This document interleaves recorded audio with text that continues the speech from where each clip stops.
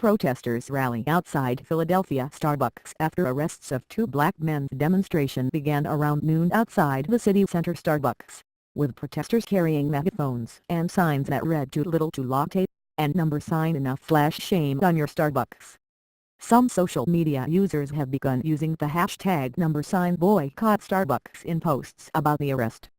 On Saturday, Starbucks CEO Kevin Johnson released a statement offering "our deepest apologies to the two men who were handcuffed and taken out of the cafe by police last week."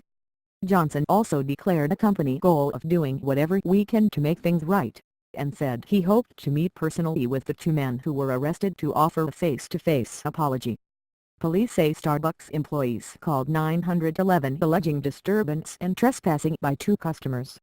When police arrived, two Starbucks employees told them two men had asked to use the restroom but were told they couldn't because they hadn't purchased anything.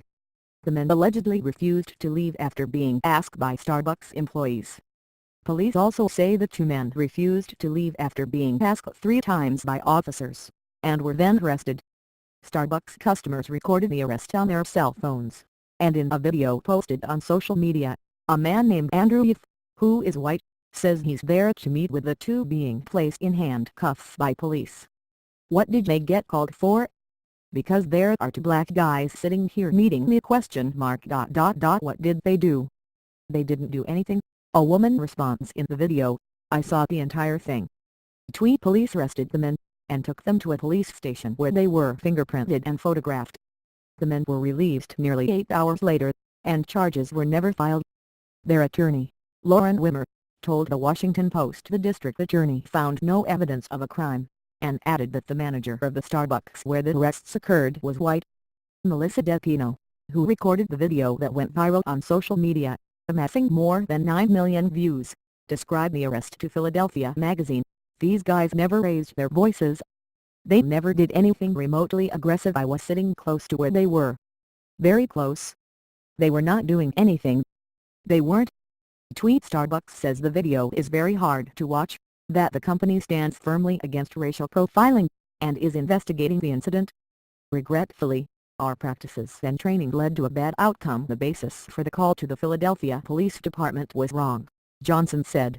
"Our store manager never intended for these men to be arrested, and this should never have escalated as it did." Starbucks will hold a company-wide meeting this week to discuss next steps, and underscore our long-standing commitment to treating one another with respect and dignity. Philadelphia police say they are also conducting an internal investigation. In statement, Philadelphia Mayor Jim Kenney criticized Starbucks for its role in the arrests, and says he is heartbroken to see Philadelphia in the headlines for an incident that, at least based on what we know at this point, appears to exemplify what racial discrimination looks like in 2018. He's asked the Philadelphia Commission on Human Relations to determine if Starbucks needs training for implicit bias, or unconscious discrimination that can impact the judgments and actions of its employees. Kenney said, "Starbucks should be a place where everyone is treated the same, no matter the color of their skin." Copyright 2018 NPR. To see more, visit npr.org.